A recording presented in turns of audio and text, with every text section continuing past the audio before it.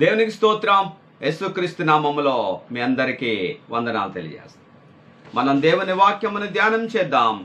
ఆదికాండము 31వ అధ్యాయము 42వ వచనము.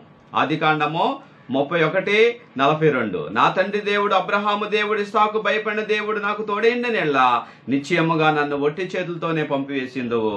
దేవుడు నా ప్రయాసమును నా చేతుల కష్టమును చూచి పోయిన రాత్రి నిన్ను గద్దించినని లాబానుతో చెప్పాను. దేవునికి స్తోత్రం. ప్రభునందు ప్రియమైన వారలారా, యాకోబు పట్ల తన మామ చేయుచున్న అన్యాయమంతా దేవుడు గమనిస్తూ ఉన్నాడు. యాకోబుని దేవుడు వదిలిపెట్ల. ఆయన ఎల్లప్పుడూ కూడా యాకోబుకు తోడై ఉన్నారు. యాకోబుని దేవుడు ఎంతగానో కాపాడుతూ, ఆదరిస్తూ, ఆదుకుంటూ, బ్రతికిస్తూ, పోషిస్తూ, బలపరుస్తూ, నడిపిస్తూ యాకోబునకు దేవుడు ఎంతగానో సహాయమో చేసినాడు, ఎంతగానో ఆశీర్వదించి వద్దిల్ల చేసినాడు. కాబట్టి దీనులకు దేవుడు న్యాయం జరిగించేవాడు. ఆయన దీనుల పక్షమున ఉన్నాడు. అంచేత దేవుని ప్రజలుగా మనం ఎప్పుడు కూడా భయపడకూడదు, ధైర్యంగా ఉండాలి. ఎందుకంటే దేవుడు అంటున్నాడు, భయపడకమో నేను నీకు తోడై ఉన్నానని మాట్లాడుచున్నాడు. కాబట్టి ప్రభునందు ప్రియమైన వాళ్ళరా, ఆ కాలమందు యాకోబు పక్షమున, యాకోబు విషయంలో దేవుడు ఎలాగైతే మేలులు చేసినాడో, న్యాయం జరిగించినాడో, అలాగే తను నమ్మిన ప్రజలందరి పట్ల కూడా దేవుడు ఉన్నాడో, వారి పక్షంగా న్యాయం తీర్చే దేవుడుగా ఉన్నాడు. కాబట్టి ఇక్కడ బైబిల్ గురించి మనం గమనిస్తే దేవుడు సెలవిస్తున్నాడు, నా తండ్రి దేవుడు అబ్రహాము దేవుడు ఇస్సాకు భయపడిన దేవుడు నాకు తోడైండని ఎడలా. కాబట్టి ప్రభునందు ప్రియమైన వాళ్ళారా, దేవుడు గనక మనకు తోడై ఉండకపోతే మనము ధన్యులం కాలేమో, జీవితంలో వర్ధిల్లలేం, లోకములో మనం క్షేమకరంగా సుఖ సంతోషాలతో బ్రతకలేం, ఆనందంగా ఆశీర్వాదకరంగా బ్రతకలేం. లోకమంతా ఎంతో భయంకరంగా ఉన్నది. యేసు ప్రభు శిష్యులు వచ్చి యేసు ప్రభుతో అంటున్నారు, అయ్యా ఆ ధనవంతునితో ఇలా అన్నావు, మరి ఎవరు రక్షణ పొందుతారా అంటే యేసు ప్రభు వారు అన్నారు, ఇది మనుషులకు అసాధ్యమే కానీ దేవునికి సమస్తము సాధ్యం. కాబట్టి దైవానికి సమస్తం సాధ్యం. ఆయన తన ప్రజల పక్షమున ఆయన ఉన్నాడు, వాళ్లకు మేలులను న్యాయమును జరిగించేవాడు. ఎందుకంటే దినవృత్తాంతముల గ్రంథంలో మనం గమనిస్తే దేవుడు సెలవిస్తున్నాడు, మీరు యెహోవా పక్షపు వారైనెల్లా ఆయన మీ పక్షమున ఉండును. కాబట్టి దీనులకు ఆయన న్యాయం జరిగించేవాడు, మేలు చేసేవాడు, ఆదరించేవాడు, ఆదుకునేవాడు, కాపాడేవాడు, కనికరించేవాడు. కాబట్టి ప్రభునందు ప్రియమైన వాళ్ళరా, మనము ఎల్లప్పుడూ కూడా మనము నమ్మిన దైవము మనతో ఉన్నాడని, మన పక్షముగా ఉన్నాడని మనం ధైర్యంతో, మనం విశ్వాస జీవితంలో, ఆత్మీయ జీవితంలో మనం ముందుకెళ్ళాలి తప్ప మనము ఎప్పుడు కూడా భయాందోళనకు గురైపోయి మనం కృంగిపోయేటువంటి వారం కాకూడదు. కాబట్టి ఆ కాలమందు యాకోబుకు ఎలాగైతే దేవుడు మేలును న్యాయాన్ని చేకూర్చాడో, అలాగే ఈనాడు మనకు కూడా మన పక్షముగా కూడా ఆయన మేలును న్యాయమును జరిగించే దేవుడుగా ఉన్నాడు. కాబట్టి మనము కలత చెందక, మనము నమ్మినటువంటి దైవం పట్ల విశ్వాసం ఉంచినట్లయితే తప్పకుండా దేవుని ద్వారా మనం గొప్ప సహాయాన్ని, గొప్ప మేలులను, దీవెనలను మనం పొందుతాం. కాబట్టి ఇక్కడ యాకోబు అంటున్నాడు, నాకు తోడైండని ఎల్లా నీవు నన్ను ఒట్టి చేతులతో పంపివేసి ఉందువు. కాబట్టి లోకంలో మనుషులు ఇలాంటి దుష్టాలోచనలతో మన పక్షంగా మరి న్యాయం చేయలేకపోయినప్పటికీ దేవుడు తప్పకుండా ఆయన న్యాయం జరిగించేవాడు, మేలు చేసేవాడు, ఆశీర్వదించి వర్ధిల్ల చేసేవాడు. ఎందుకంటే బైబిల్ గ్రంథం నుంచి మనం గమనిస్తే ఎస్తేరు గ్రంథంలో మొర్దెకై ఎస్తేరుతో అంటున్నాడు, నీవు ఈ సమయమందు ఏమీ మాట్లాడక మౌనంగా ఉన్నట్లయితే యూదులకు సహాయమును విడుదలయో మరి ఒక దిక్కు నుండి వచ్చును. కాబట్టి దేవుడు తన ప్రజల్ని వదిలిపెట్టడు.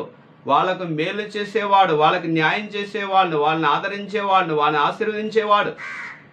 కాబట్టి ప్రభునందు ప్రియమైన వాళ్ళరా, మన విశ్వాసాత్మీయ జీవితంలో మనము ఎంత మాత్రం కూడా కలత చెందక, డౌట్ లేక సందేహం చెందక, దేవుని పట్ల మన విశ్వాసం ఉంచి, విశ్వాసమున కర్తయు దాన్ని కొనసాగించేటువంటి యేసయ్య తట్టు చూస్తూ మన విశ్వాస జీవితమును మనం ముందుకు కొనసాగించే వారం కాదు. చూడు, బైబిల్ గురించి మనం గమనిస్తే కీర్తన గ్రంథము 58వ కీర్తన 11వ వచనము, కావున నిశ్చయముగా నీతిమంతునికి ఫలము కలుగుననియో, నిశ్చయముగా న్యాయం తీర్చి దేవుడు లోకములో ఉన్నాడనియో మనుషులు ఒప్పుకుందురు.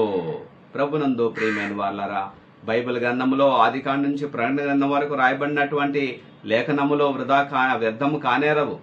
ఆయన ఏదైతే తన ప్రజలతో సెలవిచ్చినాడో, వాగ్దానాలు చేసినాడో వాటన్నిటినీ తన ప్రజల పక్షంగా నెరవేర్చగలిగినటువంటి సమర్థుడు, సర్వశక్తిమంతుడు. కావున ఇక్కడ బైబిల్ గురించి మనం గమనిస్తే, కావున నిశ్చయముగా నీతిమంతులకు ఫలము కలుగుననియో. కాబట్టి తప్పకుండా నీతిమంతులైనటువంటి దేవుని నమ్ముకుని ఆయనతో సహవాసం చేస్తూ విశ్వాస ఆత్మీయ జీవితంలో జీవించేటువంటి ప్రజలకి తప్పకుండా దేవుడు ఫలము కలగచేసే దేవుడుగా ఉన్నాడు. యేసయ్యను నమ్ముకున్నాను, నాకేమీ ఫలము కలగట్లేదు, లేక నాకేమీ మేలు కలగట్లేదని బాధపడుతూ ఉంటారు. తప్పకుండా దేవుడు నీకు ఫలము కలగజేసే దేవుడుగా ఉన్నాడు. ప్రభునందు ప్రియమైన వాళ్ళారా, మనము ఒక చెట్టు నాటినప్పుడు రైట్ టైంలో దాని సమయం వచ్చినప్పుడు అది ఎలాగైతే ఫలిస్తుందో అలాగే నీ జీవితాన్ని కూడా దేవుడు ఫలము కలగజేసే దేవుడుగా ఉన్నాడు. కాబట్టి నువ్వు దైవం విషయంలో నమ్మకమైన వ్యక్తిగా, ఆయనకు ప్రియమైన భక్తుడిగా, భక్తురాలుగా నువ్వు బ్రతికినప్పుడు తప్పకుండా నువ్వేదైతే జీవితంలో కోరుకుంటున్నావో నువ్వు కోరుకున్నట్టుగా నీకు దేవుడు ఫలము కలగజేసే దేవుడుగా ఉన్నాడు. ఎందుకంటే బైబిల్ గురించి మనం గమనిస్తే కీర్తనలో రాయబడింది 34వ కీర్తన ఏమనంటే, యెహోవా భక్తులారా ఆయన యందు భయభక్తులు ఉంచుడి. ఆయన యందు భయభక్తులు ఉంచి వానికి ఏమీ కొదువు లేదు. సింహ పిల్లలు ఏమి కలిగి ఆకలిగొన్నో యెహోవాను ఆశ్రయించి వారికి ఏ మేలు కొదువై.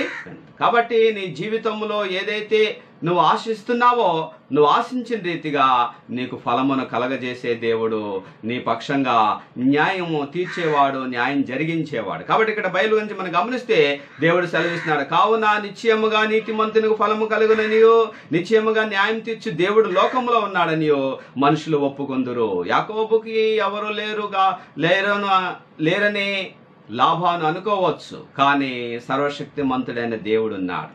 అందుకనే ఇక్కడ యాకోబు అంటున్నాడు, నీవు నన్ను ఒట్టి చేతులతో పంపివేసిందువు, దేవుడు నా ప్రయాసమును నా చేతుల కష్టమును చూచి పోయిన రాత్రి నిన్ను గద్దించినని లాబానుతో చెప్పాను. మనం గమనిస్తే తన ప్రజల నిమిత్తం ఆయన రాజులను గద్దించినాడు, వారికి భయంకరమైన శిక్షలు విధించినాడు. కాబట్టి దేవుడు తన ప్రజల పక్షమున ఉన్నాడు, వారికి న్యాయం జరిగించేవాడు, న్యాయం తీర్చేవాడు. కాబట్టి నీ జీవితంలో నువ్వు కలత చెందక దేవుని పట్ల విశ్వాసం ఉంచి నమ్మకమైన వ్యక్తిగా నువ్వు బ్రతికినప్పుడు తప్పకుండా దేవుడు నీ పక్షంగా కూడా దేవుడు మేలులు చేసే దేవుడుగా, న్యాయం తీర్చే దేవుడుగా ఆయన ఉన్నాడు. దేవునికి స్తోత్రం. దేవుడి పరిశుద్ధ మాటలు దీవించును గాక. ఆమేన్. మహాపరిశుద్ధుడా, ప్రేమ గల తండ్రి, ప్రియ ప్రజలతో మాట్లాడి ఉన్న ప్రతి మాటలను బట్టి వందనాలు.